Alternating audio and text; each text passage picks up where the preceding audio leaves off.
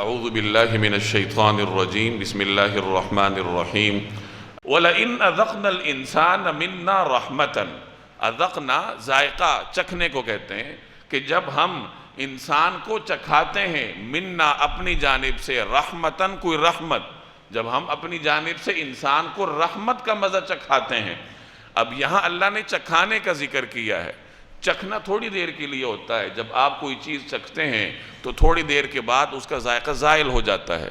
تو دنیا میں بھی انسان کو جو نعمتیں ملتی ہیں وہ عارضی طور پر ہوتی ہیں. اس لفظ کے ذریعے اس تعبیر کے ذریعے انسان کو یہ باور کروایا جا رہا ہے کہ اگر آج تمہیں کوئی رحمت ملی ہے کوئی نعمت ملی ہے تو وہ عارضی ہے. دنیا خود عارضی ہے. یہاں انسان عارضی ہے. انسان کے پاس سہولیات عارضی ہیں. اگر کسی کے پاس کوئی منصب ہے کوئی کاروبار ہے ملازمت ہے اللہ نے اسے سہولیات دے رکھی ہیں تو وہ ابدی تو نہیں ہوتی. آپ اپنی زندگی میں کتنے لوگوں کو دیکھتے ہیں کہ بڑے بڑے مناصب پر ہوتے ہیں اچانک منصب سے نیچے آ جاتے ہیں. کوئی اور آ جاتا ہے بڑا سے بڑا کاروباری ہوگا دنوں میں کاروبار غرق ہو جائے گا کاروبار نیچے آ جائے گا. تو یہ تمام شواہد ہیں اس بات کے کہ دنیا میں جو کچھ ہے وہ دنیا کی طرح عارضی ہے. نعمتیں اگر دائمی ہیں تو وہ جنت کی دائمی ہے. جنت خود دائمی ہے تو وہاں موجود نعمتیں بھی دائمی ہیں ان کے اوپر زوال نہیں ہے. تو فرمایا کہ جب ہم انسان کو اپنی طرف سے کسی رحمت کا مزہ چکھا دیتے ہیں ثم نزعناها منہ نزع کہتے ہیں کھینچنے کو واپس لینے کو پھر ہم اس سے واپس لے لیتے ہیں تو پھر کیا ہوتا ہے انہ لیئوس کفور. یأس کہتے ہیں مایوسی کو کفور کفر انکار کو کہتے ہیں. تو وہ مایوس اور ناشکرہ بن جاتا ہے. رحمت سے محروم ہونے کے بعد صبر کرنے کی بجائے وہ مایوسی کی طرف جاتا ہے. وہ کہتا ہے کہ یہ میرے ساتھ کیا ہو گیا میں اس قابل تو نہیں تھا کہ میرے ساتھ یہ کر دیا گیا. تو اس طریقے سے ناشکری والے کلمات کہتا ہے. اور میں نے پہلے عرض کیا کہ یہ کون سا انسان ہے یہ دعوت کا منکر انسان ہے یا درست طریقے سے دعوت کی پیروی نہ کرنے والا انسان ہے. وَلَئِنْ أَذَقْنَاهُ نَعْمَاءَ اور اگر ہم اسے مزہ چکھائیں نعما نعمت کی جمع ہے نعمتوں کا اگر ہم اسے نعمتوں کا مزہ چکھائیں کب بعد ضراء بعد تکلیف کے. ضراء عام طور پر جسمانی تکلیف کے لیے بولا جاتا ہے. کوئی جسمانی معذوری آ گئی کوئی بیماری آ گئی کوئی اور مسئلہ آ گیا تو اس کے لیے ضراء کا لفظ استعمال ہوتا ہے. لیکن اس سے ہر قسم کی تکلیف مراد لی جا سکتی ہے. اور اگر ہم اسے نعمتوں کا مزہ چکھائیں بعد تکلیف کے مست ہو جو اسے پہنچی ہے یعنی پہلے تکلیف پہنچی اب تکلیف پہنچنے کے بعد اللہ نے اس کو نعمت کا مزہ چکھایا تو پھر اس کا رویہ کیا ہے لَيَقُولَنَّ تو وہ کہتا ہے ذَهَبَ السَّيِّئَاتُ عَنِّي ذَهَبَ دور ہو گئیں سیئات برائیاں عنی مجھ سے یعنی مجھ سے ساری برائیاں دور ہو گئیں. مطلب ہر جگہ اپنی طرف اچھائی کو منسوب کرے گا کہ یہ اچھائی مجھ سے منسوب ہوئی ہے مجھ سے دور ہوئی ہے میری صلاحیت کی وجہ سے. اللہ کی طرف نسبت نہیں کرتا کہ اللہ نے مجھ سے دور کی ہے.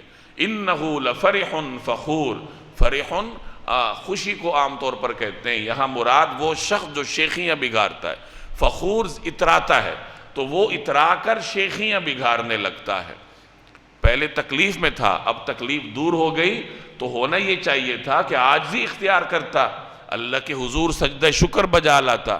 لیکن چونکہ وہ دعوت کا منکر ہے یا دعوت پر عمل نہیں کرتا پیغمبر کی تعلیمات کو نہیں سمجھنا چاہتا بھی نہیں ہے تو اس کا رویہ یہ ہوتا ہے کہ اپنی طرف منسوب کرتا ہے کہ یہ جو مجھے سہولتیں ملی ہیں یہ تو میرے قوت بازو کا نتیجہ ہے اور اترانے لگتا ہے شیخیاں بگھارتا ہے. لیکن جیسے میں نے عرض کیا کہ یہ تمام لوگوں کا رویہ نہیں ہوتا یہ ان کا رویہ ہے جو نیکوکار نہیں ہوتے. جو نیکوکار ہوتے ہیں اس کا ذکر آگے آ رہا ہے إِلَّا الَّذِينَ صَبَرُوا وَعَمِلُوا الصَّالِحَاتِ ہاں مگر جو لوگ صبر سے کام لیتے ہیں اور نیک عمل کرتے ہیں وہ ایسے نہیں ہیں. أُولَئِكَ لَهُمْ مَغْفِرَةٌ وَأَجْرٌ كَبِيرٌ ان کو مغفرت اور بڑا اجر نصیب ہوگا. صبر رکنے کو کہتے ہیں اپنے آپ کو گناہوں سے روکنا. مصیبت کے وقت اپنے آپ کو غلط طریقہ کار اختیار کرنے سے روکنا کہ مصیبت کے وقت شور شرابہ کرے بلکہ اپنے نفس پر قابو رکھے اللہ کی طرف رجوع کرے. تو صبر کے وسیع مفہوم میں رکنا آتا ہے. کہ انسان ہر وقت اللہ کی معصیت سے، اللہ کی نافرمانی سے اپنے آپ کو روکے رکھے۔ تو جو لوگ دعوت کے درست معنی میں پیروکار ہوتے ہیں ان کے اندر یہ دو صفات پائی جاتی ہیں۔ ایک تو وہ اپنے آپ کو ہر وقت روکے رکھتے ہیں، کبھی بھی ان سے گناہ سرزد نہیں ہوتا، اور اگر ہو جائے تو فوراً توبہ کرتے ہیں۔ اور دوسری صفت عامل الصالحات، نیک عمل کی۔ جب یہ دونوں صفات پائی جائیں تو پھر اس کا مطلب یہ ہے کہ یہ انسان دعوت کا پیروکار ہے، اور اس میں وہ رویے نہیں ہے جو دعوت کے منکرین میں پائے جاتے ہیں۔ اس کو اگر نعمت ملتی ہے اللہ کی طرف منسوب کرتا ہے، اگر اس کے اوپر آزمائش آتی ہے تو سمجھتا ہے کہ اللہ کی طرف سے ہے، اللہ ہی نے دور کرنا ہے۔ آزمائش دور ہونے کے بعد جب اس کو خوشیاں ملتی ہیں تو وہ اس کی نسبت اللہ کی طرف کرتا ہے۔ مومن کا تو رویہ یہ ہوتا ہے کہ وہ اپنی عید کا آغاز بھی اللہ کے آگے سجدے سے کرتا ہے۔ ہم جو عید کی نماز پڑھتے ہیں تو اس کا یہی فلسفہ ہے کہ یا اللہ یہ ہماری خوشیوں کا دن ہے، اور ہم خوشیوں کے دن کا آغاز آپ کے سامنے سجدہ کرنے سے کرتے ہیں۔ گویا کہ خوشیاں بھی اللہ کی طرف سے، آزمائش بھی اللہ کی طرف سے۔ زندگی کا ہر پل آدمی یہ عقیدہ رکھے کہ یہ جو کچھ ہو رہا ہے اللہ کی طرف سے ہے، اور اللہ ہی نے اس کو دور کرنا ہے۔ تو جو آدمی اس رویے کے ساتھ، اس طرز عمل کے ساتھ زندگی گزارے تو اس کے بارے میں فرمایا گیا کہ اس کے لیے مغفرت ہے اور بڑا اجر ہے۔ فَلَعَلَّكَ تَارِكُمْ بَعْضَ مَا يُوحَى إِلَيْكَ، پھر جو وحی آپ پر نازل کی جا رہی ہے، کیا یہ ممکن ہے کہ آپ اس کا کوئی حصہ چھوڑ بیٹھیں؟ وَضَائِقٌ بِهِ صَدْرُكَ، یا اور اس سے آپ کا دل تنگ ہو جائے۔ أَن يَقُولُوا، کیونکہ یہ لوگ کہتے ہیں لَوْلَا أُنزِلَ عَلَيْهِ كَنْزٌ، کہ ان پر یعنی رسول اللہ صلی اللہ علیہ وسلم پر کوئی خزانہ کیوں نہیں نازل ہوا، أَوْ جَاءَ مَعَهُ مَلَكٌ، یا کوئی فرشتہ ان کے ساتھ کیوں نہیں آیا۔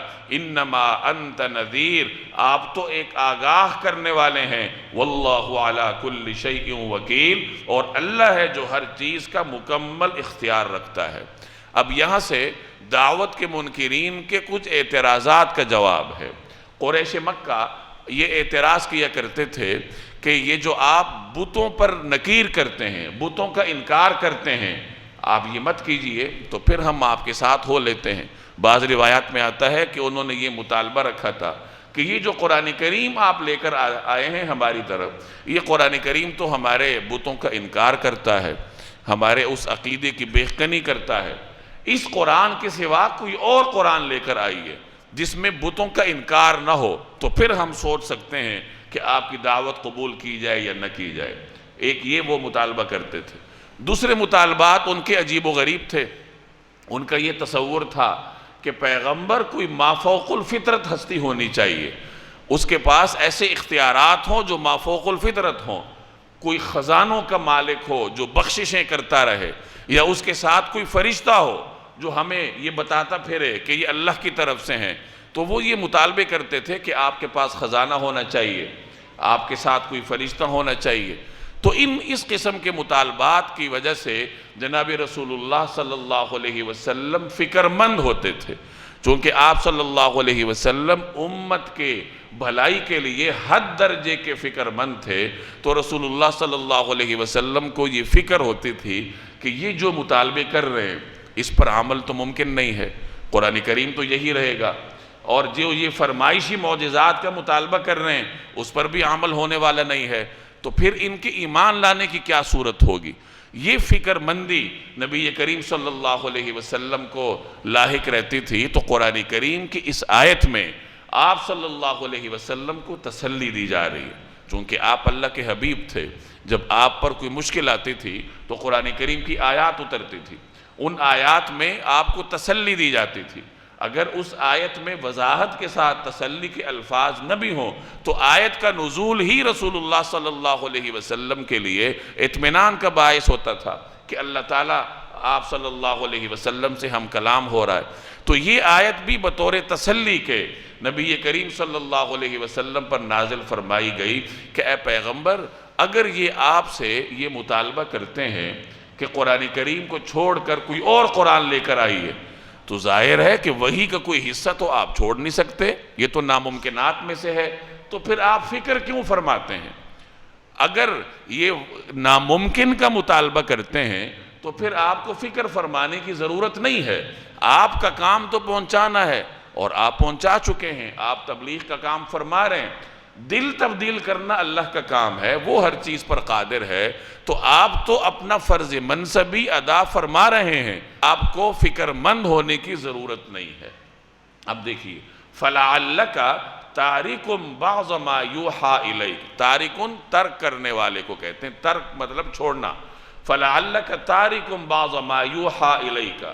پھر کیا یہ ممکن ہے کہ جو وحی آپ پر نازل کی جا رہی ہے آپ اس کا کوئی حصہ چھوڑ بیٹھیں؟ یہ ممکن نہیں ہے. وَضَائِقٌ بِهِ صَدْرُكَ. اور اس سے آپ کا دل تنگ ہو جائے. یعنی جب یہ ممکن ہی نہیں ہے تو پھر آپ کو فکر مند ہونے کی بھی ضرورت نہیں ہے. اچھا، اَن يَقُولُوا. کیونکہ یہ لوگ کہتے ہیں لَوْلَا أُنزِلَ عَلَيْهِ كَنْزٌ، کہ ان پر یعنی رسول اللہ صلی اللہ علیہ وسلم پر کوئی خزانہ کیوں نازل نہیں ہوا. کنز خزانے کو کہتے ہیں. اَوْ جَاءَ مَعَهُ مَلَكٌ، یا کوئی فرشتہ ان کے ساتھ کیوں نہیں آیا. ملک فرشتے کو کہتے ہیں.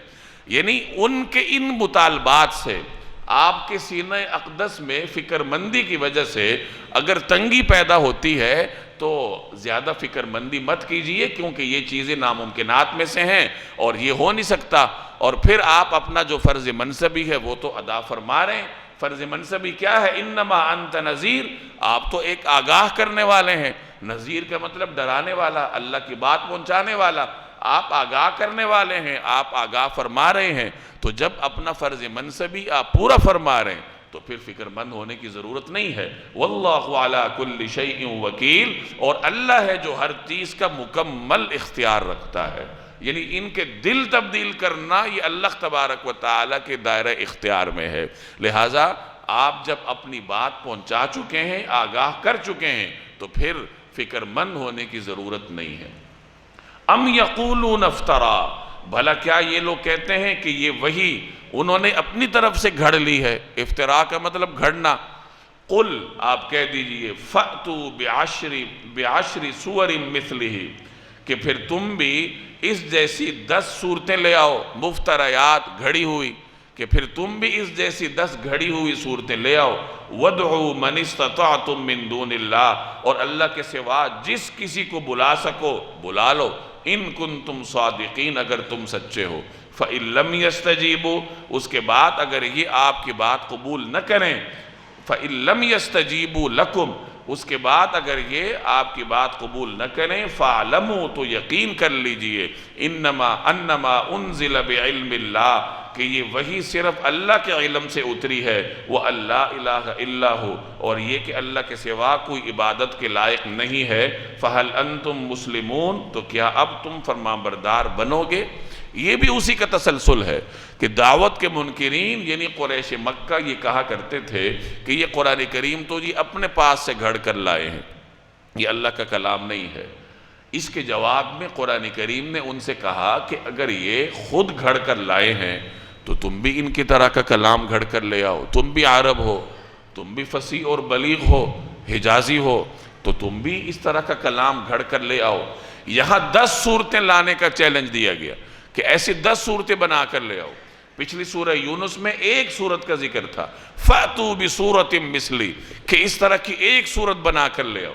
سورہ بنی اسرائیل میں قرآن کریم کا ذکر ہے کہ پورے قرآن کا مثل لے آؤ. تو یہ قرآن کریم کے چیلنج کے مختلف انداز ہیں.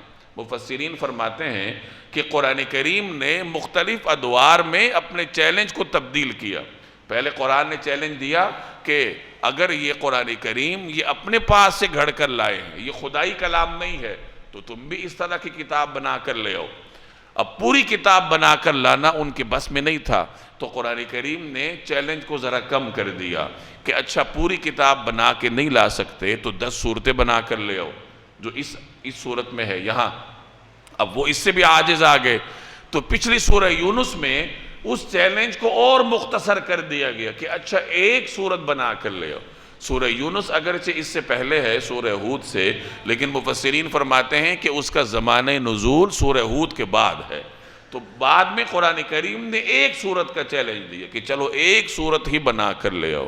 اور یہ چیلنج آج تک برقرار ہے. نہ اس زمانے کے عرب جو بڑے فصیح و بلیغ تھے، جو اپنے آپ کو بولنے والا کہتے تھے، اپنے سوا ساری دنیا کو عجم گونگا کہتے تھے۔ تو قرآن نے ان فصیح و بلیغوں کو مخاطب کر کے کہا کہ تم فصاحت اور بلاغت کے دعوے دار ہو، اگر تم یہ سمجھتے ہو کہ یہ قرآن کریم اللہ کا کلام نہیں ہے تو تم بھی تو فصاحت رکھتے ہو، تو اس طرح کا کلام بنا کے لے آؤ، کم از کم ایک صورت ہی بنا کر لے آؤ، اور صرف خود ہی نہ بناؤ بلکہ دنیا میں جس کو چاہو، سارے انسانوں کو اگر چاہو اپنی مدد کے لیے بلا لو۔ اتنا کھلا ہوا چیلنج قرآن کریم نے دی۔ مسیلمہ کذاب جو کہ ختم نبوت کا منکر تھا، اس نے کچھ آیات بنانے کی کوشش کی تھی، لیکن خود اس کے متبعین نے وہ آیات اس کے منہ پر دے ماری کہ یہ جو تم نے واہیات گھڑی ہیں یہ اس قرآن کریم کا مقابلہ کر سکتی ہیں جو کہ فصاحت اور بلاغت، علوم اور معارف میں اپنی مثال آپ ہے۔ تو کوئی اس وقت سے لے کے آج تک قرآن کریم کے اس چیلنج کا جواب نہیں دے سکا اور نہیں کبھی دے سکے گا۔ اس کا مطلب یہ ہے کہ قرآن کریم معجز کتاب ہے، لوگوں کو عاجز کرنے والی ہے، اس طرح کی مثال کوئی لا نہیں سکتا۔ قرآن کریم کا اعجاز بھی معجزہ ہے، یعنی اس کی جو فصاحت اور بلاغت ہے وہ بھی معجزہ ہے، اور اس کے اندر جو علوم اور معارف اللہ نے بیان فرمائے ہیں، جو اس نے نظام زندگی لوگوں کو دے رکھا ہے، وہ بھی اپنی جگہ ایک معجزہ ہے۔ قرآن کریم کی طرح نظام معاشرت یا نظام معیشت یا زندگی کے کسی بھی شعبے میں جو نظام قرآن نے دیا ہے دنیا کا کوئی نظام نہیں دے سکا۔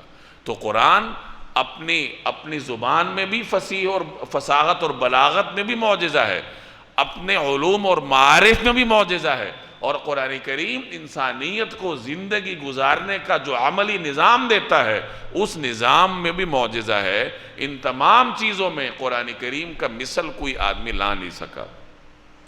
من کان یرید الحیات الدنیا وزینتہا، جو لوگ دنیاوی زندگی اور اس کی سج دھج چاہتے ہیں، زینت دنیا کی جو سج دھج ہے، نوفی الیہم اعمالہم فیہا، ہم ان کے اعمال کا پورا صلہ اسی دنیا میں بھگتا دیں گے۔ نوفی وفا سے نکلا ہے، وفا کا مطلب پورا دینا، یعنی کسی آدمی نے اگر دنیا میں کوئی نیک عمل کیا ہے اور وہ دنیا ہی کے لیے کیا ہے تو اللہ فرما رہا ہے کہ ہم اس کا بدلہ پورے کا پورا اس کو دنیا ہی میں دے دیں گے۔ وَهُمْ فِيهَا لَا يُبْخَسُونَ، اور یہاں ان کے حق میں کوئی کمی نہیں ہوگی۔ أُولَٰئِكَ الَّذِينَ لَيْسَ لَهُمْ فِي الْآخِرَةِ إِلَّا النَّارُ، یہ وہ لوگ ہیں جن کے لیے آخرت میں دوزخ کے سوا کچھ نہیں ہوگا۔ وَحَبِطَ مَا صَنَعُوا فِيهَا وَبَاطِلٌ مَا كَانُوا يَعْمَلُونَ، اور جو کچھ کارگزاری انہوں نے کی تھی وہ آخرت میں بیکار ہو جائے گی، اور جو عمل وہ کر رہے ہیں کالعدم ہے۔ حبط کا مطلب ختم ہو جانا، رائگاں ہو جانا، صنعوا صناعت کا مطلب کرنا، اور باطل کا مطلب کالعدم ہو جانا۔ دو قسم کے اعمال دنیا میں کالعدم ہو جاتے ہیں۔ ایک اس کافر کا عمل جو کہ دنیا میں کوئی نیک کام کرتا ہے، نیک کام کرنے کا مطلب رفاہی کام کرتا ہے، غریبوں کی خبرگیری کرتا ہے، یتیموں کے سر پہ ہاتھ رکھتا ہے، مریضوں کا مفت علاج کرتا ہے، یعنی خلق خدا کی خدمت کرتا ہے، لیکن دوسری طرف ایمان سے محروم ہے۔ تو اس آیت میں وضاحت کے ساتھ اللہ نے فرمایا کہ ایسے لوگوں کے نیک اعمال کا صلہ ہم ان کو دنیا میں دے دیتے ہیں۔ دنیا میں کیسے دیتے ہیں؟ اللہ انہیں نیک نامی دے دیتا ہے، انہیں بڑے منصب سے نواز دیتا ہے، انہیں دنیاوی ترقیوں سے نواز دیتا ہے، ان کا رزق فراخ کر دیتا ہے۔ دنیا میں کسی بھی طریقے سے اللہ تعالیٰ ان کے نیک اعمال کا بدلہ ان کو دے دیتا ہے، اور اللہ نے فرمایا کہ یہاں ہم اس کو پورا بدلہ دیتے ہیں، اس میں کسی قسم کی کمی نہیں کی جاتی۔ اور جہاں تک آخرت کا تعلق ہے تو آخرت میں ان کے لیے صرف اور صرف آگ ہے۔ قرآن کریم کی اس آیت نے کتنی وضاحت کے ساتھ کہا کہ آخرت کے انعامات کے لیے، جنت کے حصول کے لیے صرف دنیا کے نیک اعمال کافی نہیں ہیں، بلکہ وہ نیک اعمال جو ایمان کے ساتھ کیے جائیں۔ اگر کوئی آدمی دنیا کے لیے نیک عمل کرتا ہے یعنی کوئی مومن نہیں ہے، اب جو اللہ پہ ایمان نہیں رکھتا، ظاہر ہے کہ اس کا عمل اللہ کے لیے تو نہیں ہے، وہ تو دنیا کے لیے کرے گا۔ اگر انسانیت کی خدمت کر رہا ہے تو انسانیت کے لیے کرے گا، اللہ کے لیے نہیں کرے گا، جبکہ اللہ کو انسانیت کی وہ خدمت مطلوب ہے جو اللہ کے لیے کی جائے۔ تو جو آدمی اللہ پہ ایمان نہیں رکھتا اور انسانیت کے لیے، دنیا کے لیے انسانیت کی خدمت کرتا ہے یا کوئی بھی نیک کام کرتا ہے، تو اللہ نے وضاحت کے ساتھ یہاں فرمایا کہ اس کے ان تمام نیک کاموں کی قدردانی کی جائے گی۔ قدردانی کیسے کی جائے گی؟ کہ دنیا میں اس کو اس کا بدلہ دے دیا جاتا ہے۔ اور جیسے میں نے عرض کیا کہ دنیا میں بدلہ دینے کے مختلف صورتیں ہیں۔ اللہ شہرت سے نواز دے گا، دولت سے نواز دے گا، منصب سے نواز دے گا، عزت سے نواز دے گا، جو بھی ہو، لیکن دنیا میں ان کے اعمال کا بدلہ ان کو مل جاتا ہے، اور آخرت میں ان کے لیے کچھ نہیں۔ اسی طریقے سے اس آیت کی زد میں وہ لوگ بھی آتے ہیں جو ہیں تو مومن، لیکن نیک کام اللہ کے لیے نہیں کرتے، دنیا کے لیے کرتے، کہ غریبوں کو کچھ دے رہے ہیں تو اس لیے دے رہے ہیں کہ لوگ ان کو سخی یاد کریں، عبادت کر رہے ہیں تو اس لیے کر رہے ہیں کہ لوگ ان کو عبادت گزار کہیں، یعنی ریاکاری کرتے ہیں۔ تو مفسرین فرماتے ہیں کہ ان کا بدلہ بھی ان کو دنیا ہی میں دے دیا جاتا ہے، کہ ان کی شہرت ہو جاتی ہے، لوگ ان کو اچھے الفاظ سے یاد کرتے ہیں، آخرت میں ان کے لیے کچھ نہیں ہوتا۔ خوب سمجھ لیجئے کہ آخرت میں عمل کا بدلہ اس کو ملتا ہے جو اللہ کی رضا کے لیے کرتا ہے۔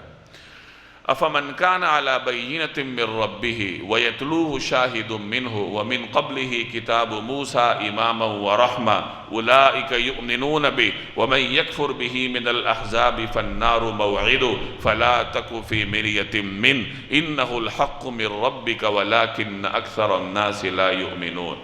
أَفَمَنْ كَانَ عَلَى بَيِّنَةٍ مِّن رَّبِّهِ، بھلا بتائیے کہ وہ شخص جو اپنے رب کی طرف سے آئی ہوئی روشن ہدایت پر قائم ہو، وَيَتْلُوهُ شَاهِدٌ مِّنْهُ، جس کے پیچھے اس کی حقانیت کا ایک ثبوت خود اسی میں آیا ہے، وَمِن قَبْلِهِ كِتَابُ مُوسَى إِمَامًا وَرَحْمَةً، اور اس سے پہلے موسیٰ کی کتاب بھی جو لوگوں کے لیے قابل اتباع اور باعث رحمت تھی۔ أُولَٰئِكَ يُؤْمِنُونَ بِهِ، ایسے لوگ اس پر ایمان رکھتے ہیں، وَمَن يَكْفُرْ بِهِ مِنَ الْأَحْزَابِ، اور ان گروہوں میں سے جو شخص اس کا انکار کرے گا، فَالنَّارُ مَوْعِدُهُ، تو دوزخ ہی اس کی طے شدہ جگہ ہے، فَلَا تَكُ فِي مِرْيَةٍ مِّنْهُ، لہذا اس کے بارے میں کسی شک میں مت پڑیے، إِنَّهُ الْحَقُّ مِن رَّبِّكَ، یقین رکھیے کہ یہ حق ہے جو آپ کے پروردگار کی طرف سے آیا ہے، وَلَٰكِنَّ أَكْثَرَ النَّاسِ لَا يُؤْمِنُونَ، لیکن اکثر لوگ ایمان نہیں لا رہے۔ اس آیت میں اللہ تعالیٰ دو قسم کے لوگوں میں تقابل فرما رہا ہے، موازنہ کر رہا ہے۔ ایک طرف وہ لوگ ہیں جو قرآن کریم پر ایمان رکھتے ہیں اور ان کا ایمان بڑا مضبوط ہوتا ہے۔ مضبوط کیوں ہوتا ہے؟ کیونکہ ایک تو قرآن کریم کے اندر دلائل موجود ہیں جو ان کے ایمان کو مضبوط کرتے ہیں۔ قرآن کریم کے اندر دلائل کیا ہیں؟ اس کا اعجاز، اس کے اندر اللہ نے جو اعجاز رکھا ہے، یعنی یہ معجزہ ہے کہ لوگ اس طرح کی نظیر بنانے سے عاجز ہیں، تو قرآن کریم کے اندر ہی اللہ نے اس کی حقانیت کے ثبوت رکھے ہیں۔ اس کے اندر بھی حقانیت کے ثبوت ہیں، اور اس سے پہلے جو کہ موسیٰ علیہ السلام کی کتاب آئی تھی جو اپنے زمانے کے لوگوں کے لیے ہدایت اور رہنما تھی، تو حضرت موسیٰ علیہ السلام کی کتاب میں بھی اس قرآن کریم کی حقانیت کا ثبوت ہے۔ گزشتہ کتابوں میں قرآن کریم کے پیشن گوئیاں ہیں، نبی کریم صلی اللہ علیہ وسلم کے پیشن گوئیاں ہیں۔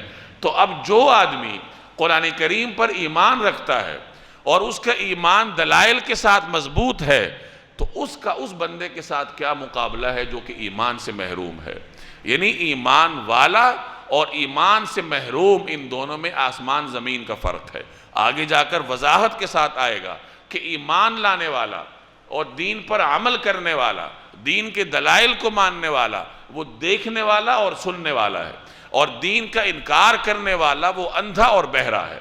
اگرچہ وہ دیکھتا ہے اور سنتا ہے، لیکن دیکھنے اور سننے نے جب اسے فائدہ ہی نہیں دیا تو گویا کہ وہ اندھا بھی ہے اور بہرا بھی ہے۔ تو یہاں اس طریقے سے تقابل کر کے دعوت کے منکرین کے سامنے یہ بات واضح کی جا رہی ہے کہ دیکھو، کامیاب وہی شخص ہے جو کہ قرآن کریم پر ایمان رکھتا ہے۔ اب دیکھیے اس کو، افمن کان علی بینۃ من ربہ، بھلا بتلاؤ کہ وہ شخص، یعنی وہ شخص ان کے برابر کیسے ہو سکتا ہے؟ ان سے مراد دعوت کے منکرین ہیں۔ اب وہ شخص کون؟ آگے اس کی صفات آ رہی ہیں، علی بینۃ من ربہ، جو اپنے رب کی طرف سے آئی ہوئی بینہ پر قائم ہو۔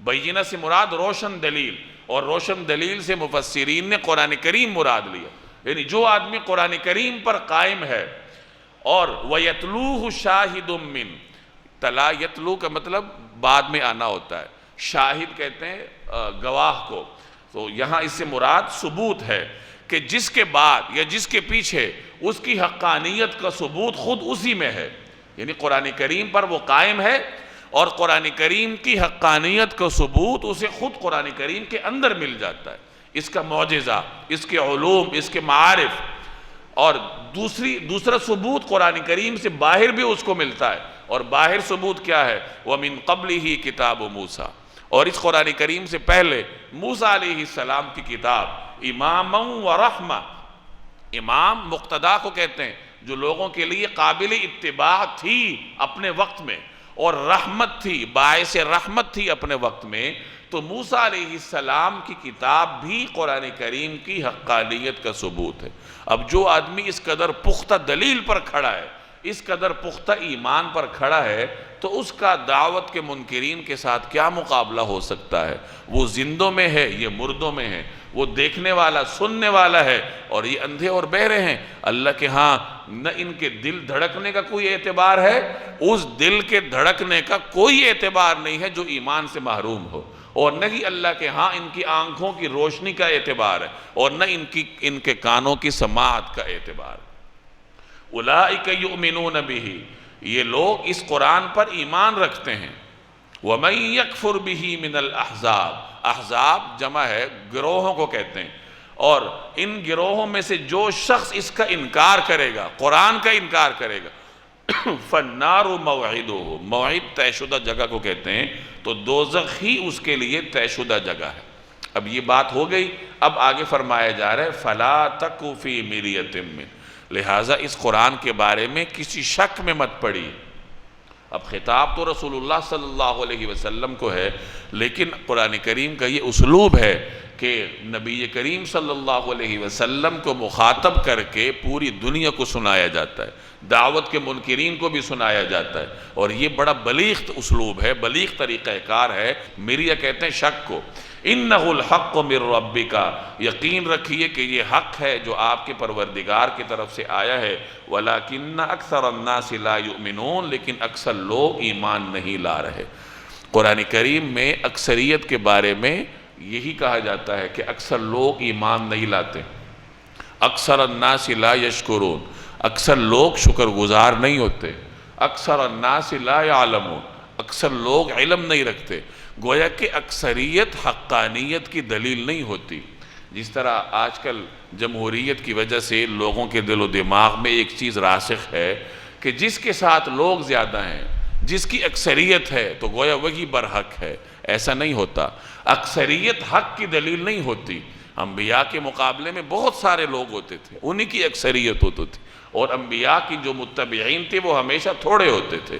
تو اصل چیز دلیل پر قائم رہنا ہے۔ اگر دلیل پر قائم رہنے والے اکثریت میں بھی ہیں تو وہ پھر بھی برحق ہیں، اقلیت میں ہیں تو وہ پھر بھی برحق ہیں۔ تو برحق ہونے کی علامت دلیل پر قائم ہونا ہے، سنت کی اتباع ہے، دین پر عمل ہے۔ اکثریت یہ برحق ہونے کی علامت نہیں ہوتی۔ وَمَنْ أَظْلَمُ مِمَّنِ افْتَرَى عَلَى اللَّهِ كَذِبًا، اور اس شخص سے بڑا ظالم کون ہوگا جو اللہ پر جھوٹ باندھ دے۔ یہ لوگ کہا کرتے تھے کہ فرشتے اللہ کی بیٹیاں ہیں، اور مختلف ایسی چیزیں انہوں نے گھڑ رکھی تھیں جس کی نسبت اللہ کی طرف کرتے تھے۔ تو یہاں قرآن کریم ان سے کہہ رہا ہے کہ دیکھو، اللہ کی طرف کسی جھوٹی چیز کو منسوب کرنا یہ تو بہت بڑی جسارت ہے، اس سے بڑا کوئی ظلم ہی نہیں ہے۔ وَمَنْ أَظْلَمُ، اور اس شخص سے بڑا ظالم کون ہوگا، مِمَّنِ افْتَرَى عَلَى اللَّهِ كَذِبًا، جو اللہ پر جھوٹ باندھے۔ أُولَئِكَ يُعْرَضُونَ عَلَى رَبِّهِمْ، ایسے لوگوں کی ان کے رب کے پاس پیشی ہوگی۔ یعرضون کا مطلب پیش کیے جائیں گے اپنے رب کے پاس۔ وَيَقُولُ الْأَشْهَادُ، اشہاد شہید کی جمع ہے، گواہ کو کہتے ہیں، اور گواہی دینے والے کہیں گے ہَؤُلَاءِ، یہی لوگ ہیں، الَّذِينَ كَذَبُوا عَلَى رَبِّهِمْ، جنہوں نے اپنے پروردگار پر جھوٹی باتیں لگائی تھیں۔ الا، سب لوگ سن لیں، آگاہ رہیں، لعنت اللہ علی الظالمین، کہ اللہ کی لعنت ہے ان ظالموں پر۔ یعنی جو لوگ دنیا میں اللہ پر جھوٹ باندھتے ہیں تو قیامت کے دن ان کے خلاف گواہی دی جائے گی۔ اب گواہی دینے والے کون ہوں گے؟ فرشتے بھی ان کے خلاف گواہی دیں گے، اور انبیاء بھی اپنے امت کے بارے میں اللہ کے حضور گواہی پیش کریں گے۔ اسی طریقے سے انسان کے اپنے اعضاء اس کے خلاف گواہی دیں گے۔ الْيَوْمَ نَخْتِمُ عَلَىٰ أَفْوَاهِهِمْ، کہ اس دن ہم ان کے منہ پر مہر لگا دیں گے۔ وَتُكَلِّمُنَا أَيْدِيهِمْ، ان کے ہاتھ ہمارے ساتھ بات کریں گے۔ وَتَشْهَدُ أَرْجُلُهُمْ، ان کے پاؤں اللہ کے حضور گواہی دیں گے بِمَا كَانُوا يَكْسِبُونَ، جو یہ اعمال دنیا میں کرتے تھے۔ تو یہ مختلف گواہ ہیں جو قیامت کے دن انسان کے حق میں یا اس کے خلاف اللہ کے حضور گواہی دیں گے۔ تو فرمایا گیا کہ یہ جو لوگ اللہ پر جھوٹ باندھتے ہیں یہ بچ نہیں سکتے، یہ اللہ کے دربار میں پیش ہوں گے، اور وہاں ان کے خلاف گواہیاں پیش ہوں گی، اور گواہ کہیں گے کہ یہ وہ لوگ ہیں جنہوں نے اپنے پروردگار پر جھوٹ باندھا تھا۔ اور پھر کہا جائے گا کہ لعنت ہے ظالمین پر۔ لعنت سے مراد رحمت سے محرومی ہے، کہ ایسے لوگوں کو اللہ کی رحمت سے محروم کر دیا جائے گا۔ اب یہ ظالمین کون ہے؟ الذین یصدون عن سبیل اللہ۔ یصدون کا مطلب روکنا ہوتا ہے، جو لوگ اللہ کے راستے سے دوسروں کو روکتے تھے۔ وَيَبْغُونَهَا عِوَجًا، عوج کہتے ہیں کجی کو، ٹیڑھے پن کو، اور اس میں کمی تلاش کرتے تھے۔ وَهُمْ بِالْآخِرَةِ هُمْ كَافِرُونَ، اور آخرت کے تو وہ بالکل ہی منکر تھے۔ یعنی یہ ظالم تھے جو کہ دوسروں کو دین کے راستے سے روکتے تھے۔ یعنی ان کا دوہرا جرم تھا، ایک تو یہ خود عمل نہیں کرتے تھے، اور پھر دوسروں کو بھی روکتے تھے، اور دین کے احکامات میں ٹیڑھا پن نکالنے کی کوشش کرتے تھے تاکہ لوگوں کو دین سے برگشتہ کیا جائے۔ اولئک لم یکونوا معجزین فی الارض، ایسے لوگ روئے زمین پر کہیں بھی اللہ سے بچ کر نہیں نکل سکتے، یہ اللہ کو عاجز نہیں کر سکتے، یہ بچ کے نہیں جا سکتے۔ وَمَا كَانَ لَهُم مِّن دُونِ اللَّهِ مِّنْ أَوْلِيَاءَ، اور اللہ کے سوا انہیں کوئی یار و مددگار میسر نہیں آ سکتے۔ اولیاء ولی کی جمع ہے، دوست کو کہتے ہیں۔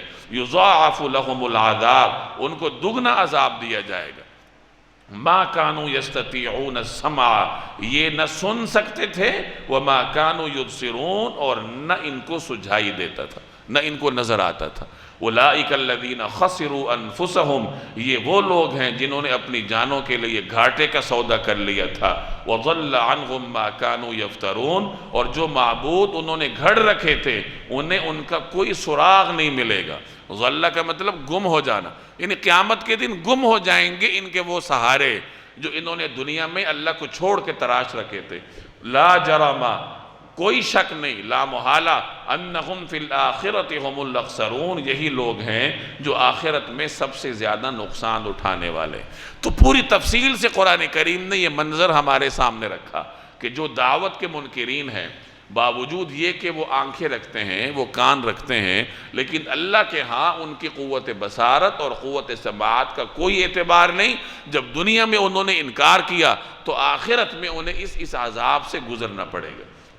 یہ قرآن کریم کا اسلوب ہے کہ جہاں منکرین کا ذکر کرتا ہے تو وہاں حق والوں کا بھی ذکر کرتا ہے، یعنی توازن رکھا جاتا ہے۔ اب یہاں آگے حق والوں کا ذکر ہے۔ ان الذین آمنوا وعملوا الصالحات، جو لوگ ایمان لائے ہیں اور انہوں نے نیک عمل کیے ہیں، وَأَخْبَتُوا إِلَىٰ رَبِّهِمْ، اور اپنے پروردگار کے آگے جھک کر مطمئن ہو گئے ہیں۔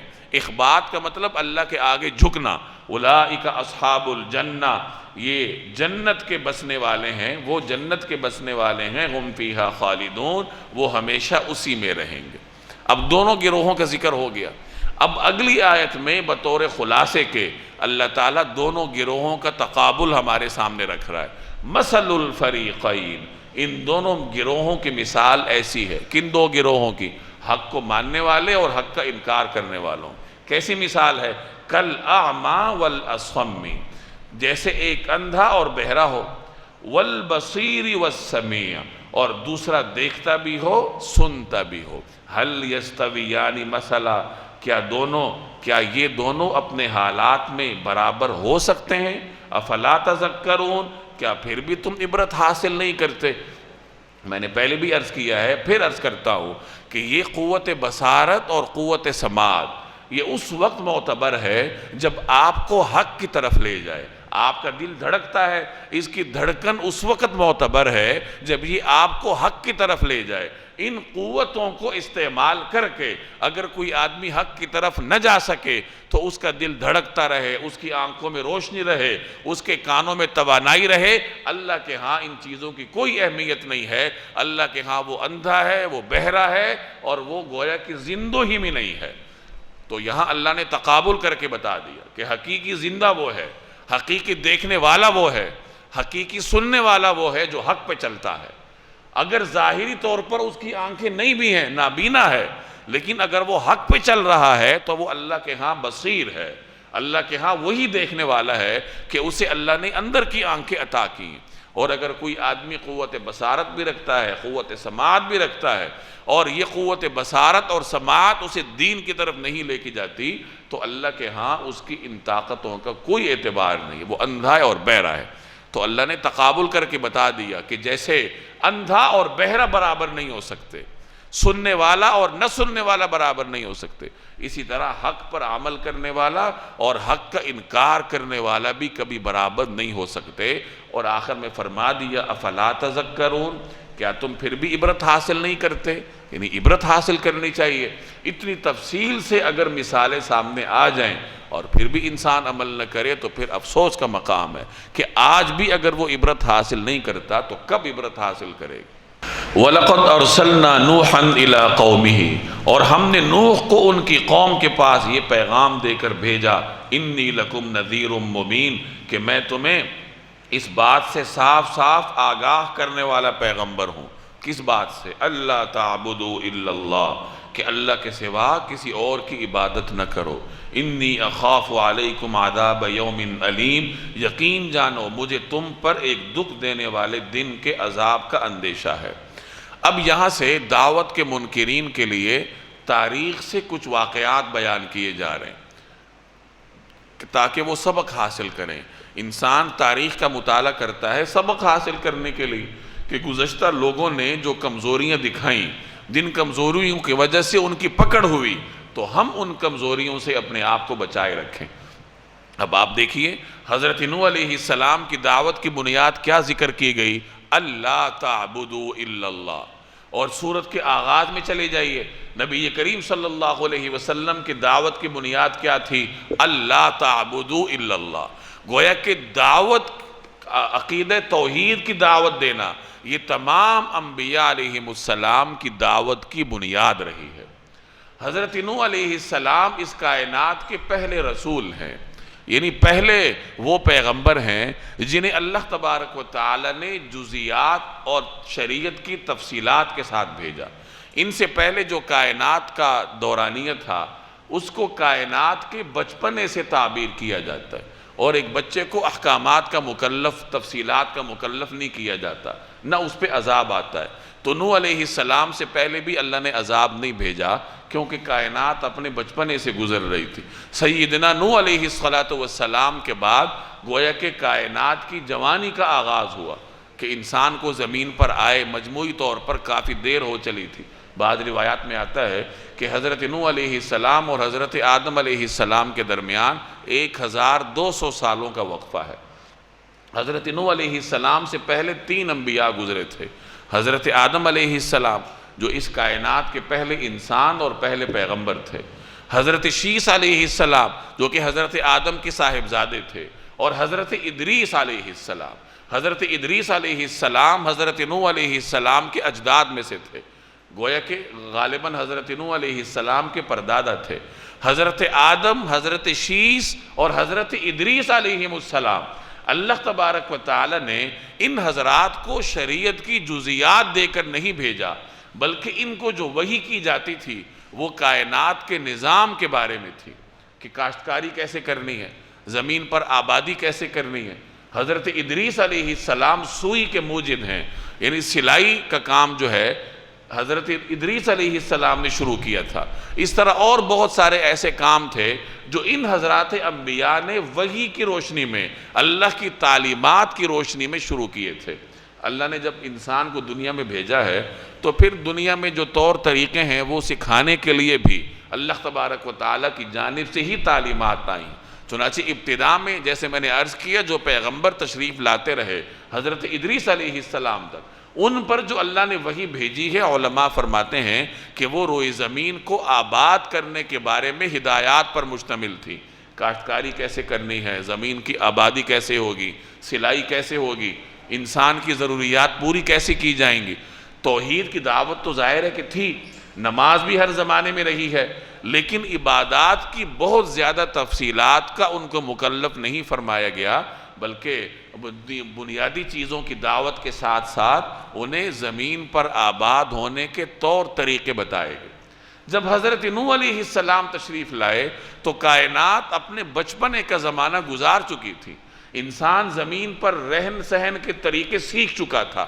اب نوح علیہ السلام کے دور میں اللہ نے پہلی مرتبہ شریعت کی تفصیلات بھیجی، لوگوں کو مکلف کیا کہ اب دین کی جزیات پر بھی عمل کرنا پڑے گا، اور منکرین پر پھر عذاب بھی آیا۔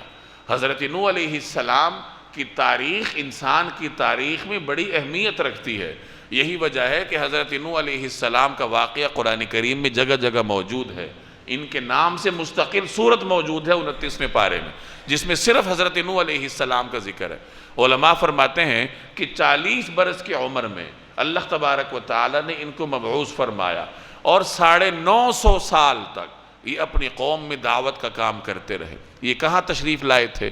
بعض حضرات فرماتے ہیں کہ یمن کے علاقے میں تھے، کچھ حضرات فرماتے ہیں کہ عراق کے علاقے میں تھے۔ بہرحال یہ جو عرب کا خطہ ہے، اللہ تبارک و تعالی نے یہی حضرت نوح علیہ السلام کو مبعوث فرمایا تھا، اور اس زمانے میں جتنے بھی انسان تھے وہ وہی تھے جو سیدنا نوح علیہ السلام کی دعوت کے مخاطب تھے، جو حضرت نوح علیہ السلام جن کو دعوت دیا کرتے تھے۔ اور جب عذاب آیا تو وہ ان سب کو لپیٹ میں لے گیا جنہوں نے نوح علیہ السلام کی دعوت کا انکار کیا تھا۔ حضرت نوح علیہ السلام نے اپنی قوم کو بہت سمجھایا، اور قوم نے ان کا بڑی شدت کے ساتھ مقابلہ کیا۔ روایات میں آتا ہے کہ قوم کے لوگ ان کو مار مار کر تھک جاتے، اور وہ یہ سمجھتے کہ اب یہ اللہ کو پیارے ہو گئے تو انہیں کہیں ڈال آتے۔ حضرت نوح علیہ السلام بے ہوش ہوتے تھے، پھر جب انہیں ہوش آتا تھا وہ پھر نکلتے تھے، اور پھر لوگوں کو دعوت دیا کرتے تھے، اللہ تبارک و تعالیٰ کا پیغام پہنچایا کرتے تھے۔ چنانچہ انہوں نے اللہ کے آگے آہوزاری کی اور یہ عرض کیا کہ انی دعوت قومی لیلا و نہارا، کہ یا رب العالمین میں نے اپنی قوم کو دن میں بھی بلایا، رات میں بھی بلایا، دن رات میں نے ان کو دعوت دی۔ فلم یزدہم دعائی الا فرارا، میری دعوت نے انہیں کوئی فائدہ نہیں پہنچایا۔ ان میں اگر اضافہ ہوا ہے تو انکار کا، بھاگنے کا، دعوت سے دور جانے کا انکار کا اضافہ ہوا ہے۔ اور چونکہ جب پیغمبر نے یہ دیکھ لیا کہ اب اس قوم میں ماننے کے کوئی امکانات نہیں ہیں، نہ یہ خود مانیں گے نہ ان کی نسلیں مانیں گے، زمین پر فساد مچائیں گے، تو پھر پیغمبر نے دعا کی، حضرت نوح علیہ السلام نے دعا کی کہ یا رب العالمین ان کے گھروں میں سے کوئی گھر باقی نہ رہے، ان کو برباد کر دے۔ کیوں؟ اس لیے کہ یہ خود بھی نہیں مانتے، ان کی اولاد بھی انہی کی طرح نافرمان ہوگی، تو زمین میں فساد مچاتے پھریں گے، تو بہتر ہے کہ آپ ان سے روئے زمین کو پاک کر دیجیے۔ چنانچہ اللہ تبارک و تعالیٰ کی جانب سے پھر سیلاب آیا، عذاب آیا، جس کا ذکر اگلی رکوع میں آئے گا۔ تو یہ حضرت نوح علیہ السلام کے حالات کا ایک مختصر خاکہ تھا جو میں نے آپ کے سامنے رکھا۔ اب دیکھیے، فقال الملأ الذین کفروا من قومہ، اس پر ان کی قوم کے وہ سردار جنہوں نے کفر اختیار کر لیا تھا کہنے لگے، فقال کہا، الملأ، ملأ کہتے ہیں سرداروں کو، سرداروں نے کہا، کون سے سردار؟ الذین کفروا من قومہ، جنہوں نے نوح علیہ السلام کی قوم میں سے کفر کو اختیار کیا تھا، یعنی نافرمان سردار تھے۔ وہ کہنے لگے، ما نراک الا بشرا مثلنا، کہ تم ہم جیسے ہی ایک انسان ہو، ہمیں تو اس سے زیادہ کوئی بات نظر نہیں آ رہی کہ تم ہم جیسے ہی ایک انسان ہو۔ وَمَا نَرَاكَ اتَّبَعَكَ إِلَّا الَّذِينَ هُمْ أَرَاذِلُنَا بَادِيَ الرَّأْيِ، اور ہم یہ بھی دیکھ رہے ہیں کہ صرف وہ لوگ تمہارے پیچھے لگے ہیں جو ہم میں سب سے زیادہ بے حیثیت ہیں، اور وہ بھی سطحی طور پر رائے قائم کر کے۔ بادی الرأی کا مطلب سطحی طور پر رائے قائم کرنا۔ قوم کے لوگوں نے وہی اعتراض کیا جو قریش مکہ نے رسول اللہ صلی اللہ علیہ وسلم پر کیا تھا۔ اس صورت میں پیچھے جائیے تو آپ کو حضرت نوح علیہ السلام کی دعوت کا محور وہی نظر آئے گا جو حضور صلی اللہ علیہ وسلم کی دعوت کا محور تھا، اللہ تعبدوا الا اللہ، اور انکار بھی وہی نظر آئے گا جو نوح علیہ السلام کی قوم کے لوگوں کے انکار کی وجہ تھی۔ قریش مکہ کے انکار کو پیچھے آپ دیکھ چکے ہیں کہ آپ کے ساتھ کوئی فرشتہ ہونا چاہیے، خزانہ ہونا چاہیے، یعنی پیغمبر کوئی مافوق الفطرت ہستی ہونی چاہیے اور کوئی بڑا سرمایہ دار ہونا چاہیے۔ اور یہاں نوح علیہ السلام کی قوم کے لوگ بھی یہی کہہ رہے کہ ہم تو آپ میں کوئی اضافی صفت دیکھتے نہیں ہیں، آپ ہم جیسی ہی ہیں، اور آپ کے ساتھ جو لوگ ہیں وہ بھی ہم میں بے حیثیت لوگ ہیں، اور وہ بھی سطحی طور پر رائے قائم کر کے آپ کی اتباع کر رہے ہیں۔ انہوں نے کوئی غور و خوض نہیں کیا، کیونکہ وہ لوگ یہ سمجھتے تھے کہ غور کرنے والے تو ہم دانشور ہیں۔ جیسے آج کل بہت سارے لوگ سمجھتے ہیں، لبرل لوگ، کہ اگر دانش ہے تو ہمارے اندر ہے، یہ جو دین والے ہیں، جو دین کی اتباع کرتے ہیں، جو مذہبی لوگ ہیں، انہیں کیا پتہ۔ تو یہی اعتراضات حضرت نوح علیہ السلام کے زمانے سے چلے آ رہے ہیں کہ یہ تو بے حیثیت لوگ ہیں، یہ تو غور و فکر سے محروم ہیں، انہوں نے تو برسطی طور پر رائے قائم کر کے آپ کی اتباع کی ہے، ہم کیوں آپ کی اتباع کریں، ہم تو بڑے دانشور لوگ ہیں۔ وَمَا نَرَى لَكُمْ عَلَيْنَا مِنْ فَضْلٍ، اور ہمیں تم میں کوئی ایسی بات بھی نہیں دکھائی دیتی جس کی وجہ سے ہم پر تمہیں کوئی فضیلت حاصل ہو۔ ان کے ہاں فضیلت کی چیز کیا تھی؟ کوئی بڑا منصب ہو، بڑا سرمایہ دار ہو، بڑا جاگیردار ہو، تو فرمایا تو کہا کہ یہ چیزیں بھی ہمیں تمہارے اندر نظر نہیں آتی، بل نظنکم کاذبین، بلکہ ہمارا خیال تو یہ ہے کہ تم سب جھوٹے ہو۔ اب یہ مکالمہ ہے جو قرآن کریم نقل کر رہا ہے نوح علیہ السلام اور ان کی قوم کے درمیان۔ حضرت نوح کی بات آپ نے سن لی کہ انہوں نے کہا اے میری قوم، میں تم سے صرف ایک مطالبہ کرتا ہوں، اللہ کی عبادت کرو۔ اس ہمدرد بھرے دعوت کے جواب میں قوم کے لوگوں نے کیا کہا کہ تمہاری کیا حیثیت ہے، تمہارے لوگوں کی کیا حیثیت ہے، اور آخر میں کہا کہ تم سب کیا ہو، جھوٹے ہو۔ یعنی عاجزی کا جواب اس طرح تکبر سے دیا۔ یہی حق اور باطل کی کشمکش ہر زمانے میں رہی ہے، اہل حق کے لہجے میں ہمیشہ عاجزی رہی ہے اور اہل باطل کے لہجے میں ہمیشہ تکبر رہا ہے۔ اب ان آیات پر غور کریں اور یہ نتائج اخذ کریں۔ قال، نوح علیہ السلام نے کہا یا قومی، اے میری قوم، اب کس قدر پیار سے مخاطب فرما رہے ہیں، اے میری قوم، ارأیتم، ذرا مجھے یہ بتاؤ، ان کنت علی بینۃ من ربی، کہ اگر میں اپنے پروردگار کی طرف سے آئی ہوئی ایک روشن ہدایت پر قائم ہوں، بینہ دلیل کو کہتے ہیں، یعنی رب کی طرف سے روشن ہدایت، وآتانی رحمتا من عندہ، اور اس نے مجھے خاص اپنے پاس سے ایک رحمت عطا فرمائی ہے، یعنی خاص اپنے پاس سے رحمت کا مطلب نبوت، یعنی اللہ نے مجھے نبوت عطا فرمائی، فعمیت علیکم، پھر بھی وہ تمہیں سجھائی نہیں دے رہی، انلزمکموہا، کیا ہم اس کو تم پر زبردستی مسلط کر دیں، تمہارے اوپر لازم کر دیں، وانتم لہا کارہون، جبکہ تم اسے ناپسند کرتے ہو۔ یعنی اے میری قوم، اللہ نے مجھے رحمت سے نوازا ہے، مجھے روشن دلیل سے نوازا ہے، اب روشن دلیل سے تم کیوں اندھے ہو، تمہیں کیوں نظر نہیں آ رہی؟ جیسے ایک باپ اپنے بچے کو سمجھاتے ہوئے یہ کہتا ہے کہ بیٹے تمہیں اتنی واضح بات کیوں نہیں سمجھ آ رہی، تو اسی طرح ہمدردی سے، شفقت بھرے جذبات کے ساتھ نوح علیہ السلام قوم سے مخاطب ہیں کہ اے میری قوم، اللہ کی اس خاص رحمت کو جو اللہ نے میرے اوپر کی ہے اور یہ دلائل کو تم کیوں نہیں سمجھ رہے، یہ کیوں تمہاری آنکھوں سے اوجھل ہیں؟ کیا اس کو ہم تمہارے اوپر زبردستی لاگو کر دیں؟ ایسا تو ہو نہیں سکتا، تمہیں سمجھنا پڑے گا۔ جیسے استاد شاگرد سے کہتا ہے نا کہ بھائی گھول کے پلا دوں، کیا کروں، آخر تمہیں سمجھنا ہوگا۔ تو نوح علیہ السلام بھی فرما رہے ہیں کہ تمہارے اوپر زبردستی تو لاگو کر نہیں سکتے، تمہیں خود ہی عقل کے دروازے کھولنے ہوں گے۔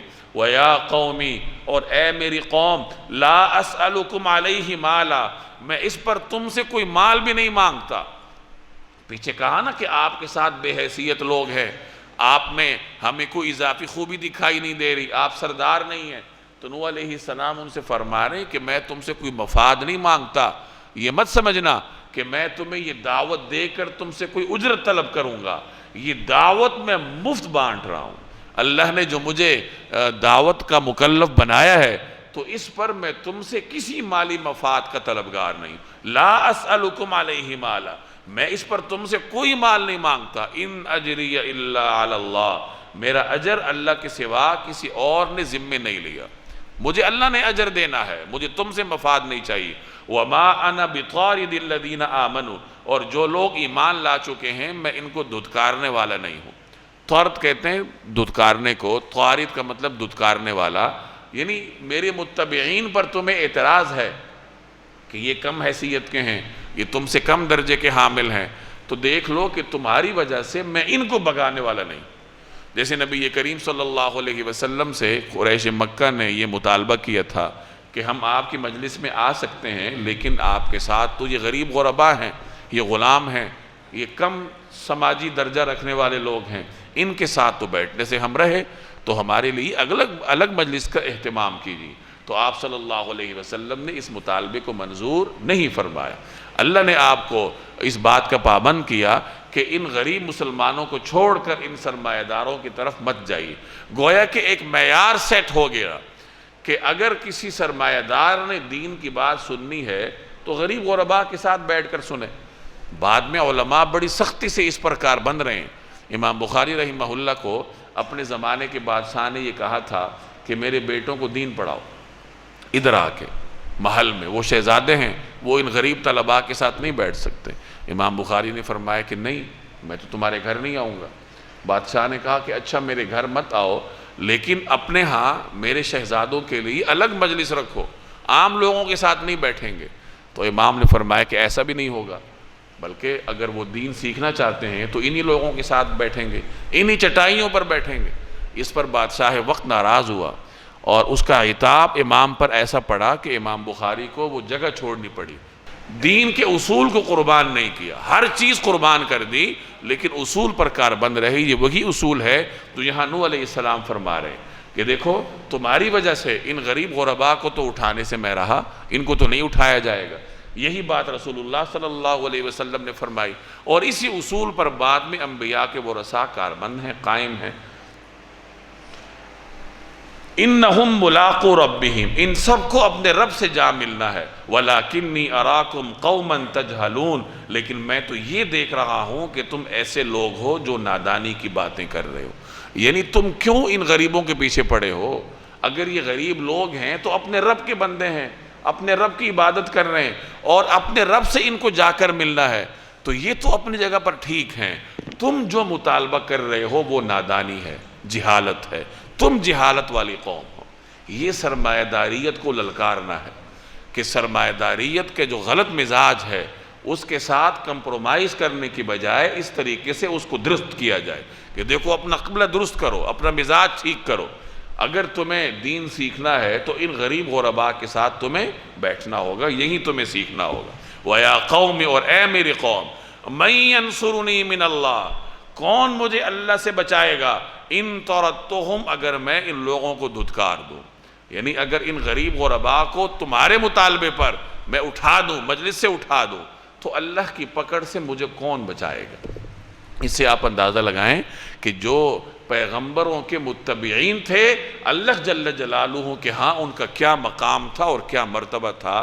بے شک دنیا میں وہ غریب سمجھے جاتے ہوں، وہ غلام سمجھے جاتے ہوں، سماجی طور پر ان کا مقام نہ ہو، لیکن اللہ کے ہاں ان کا یہ مقام تھا. افلا تذکرون، کیا پھر بھی تم دھیان نہیں دو گے؟ یعنی یہ تمام باتیں تمہارے سامنے آ چکی ہیں تو اب تو تمہیں سمجھ جانا چاہیے کہ اب بھی تم دھیان نہیں دو گے. وَلَا أَقُولُ لَكُمْ عِنْدِي خَزَائِنُ اللَّهِ، اور میں تم سے یہ نہیں کہہ رہا کہ میرے قبضے میں اللہ کے خزانے ہیں. وَلَا أَعْلَمُ الْغَيْبِ، نہ میں غیب کی ساری باتیں جانتا ہوں. وَلَا أَقُولُ إِنِّي مَلَكٌ، اور نہ میں تم سے یہ کہہ رہا ہوں کہ میں کوئی فرشتہ ہوں. وَلَا أَقُولُ لِلَّذِينَ تَزْدَرِي أَعْيُنُكُمْ لَن يُؤْتِيَهُمُ اللَّهُ خَيْرًا، اور جن لوگوں کو تمہاری نگاہیں حقیر سمجھتی ہیں ان کے بارے میں بھی میں یہ نہیں کہہ سکتا کہ لَن يُؤْتِيَهُمُ اللَّهُ خَيْرًا، کہ اللہ انہیں کبھی کوئی بھلائی عطا نہیں کرے گا. اللہ اعلم بما فی انفسہم، ان کے دلوں میں جو کچھ ہے اللہ اسے سب سے زیادہ جانتا ہے. انی اذا لمن الظالمین، اگر میں ان کے بارے میں ایسی باتیں کہوں تو میرا شمار یقیناً ظالموں میں ہوگا. پچھلی آیات میں حضرت نوح علیہ السلام کی قوم کے مطالبات آپ نے پڑھے کہ وہ کہتے تھے کہ کوئی فرشتہ ہونا چاہیے، کوئی پیغمبر اگر ہو تو فرشتہ ہو، یا وہ کوئی مافوق الفطرت ہستی ہو، اس کے پاس کوئی خزانے ہو، اس کے پاس کوئی بہت بڑی دولت ہو، اور پھر یہ جو غریب غرباء ہیں یہ نہیں ہونے چاہیے۔ اب ان تمام باتوں کا جواب اس آیت میں دیا جا رہا ہے، پیغمبر کی زبانی ان کو کہلوایا جا رہا ہے کہ دیکھو ہم نے کبھی یہ دعویٰ ہی نہیں کیا کہ میں کوئی فرشتہ ہوں، نہ میں نے یہ دعویٰ کیا ہے کہ میں تمام خزانوں کا مالک ہوں، نہ میں نے یہ دعویٰ کیا ہے کہ میں ساری غیب کی باتیں جانتا ہوں، یہ دعوے ہم نے کیے ہی نہیں ہیں، لہٰذا تمہارے یہ اعتراضات ہی غلط ہیں۔ اسی طریقے سے جن غریب غرباء کو پر تمہیں اعتراض ہے تو وہ اللہ کے بندے ہیں، تم یہ سمجھتے ہو کہ وہ خیر سے محروم ہیں، میں تو یہ بات نہیں کہہ سکتا کہ اللہ تعالیٰ انہیں ہر خیر سے محروم رکھے گا، جب وہ دین کے اتباع کرنے والے ہیں تو ظاہر ہے اللہ انہیں خیر عطا کرے گا۔ یعنی غریبوں سے نفرت رکھنا تمہارے کہنے پر یہ ممکن نہیں ہے، تمہاری ان باتوں کو تسلیم نہیں کیا جائے گا، اگر یہ باتیں کی جائیں گی تو یہ حق سے ہٹنے کے مترادف ہوں گی۔ یہ بڑی ہمدردی کے ساتھ سیدنا نوح علیہ السلام نے اپنی قوم کو یہ بات سمجھائی۔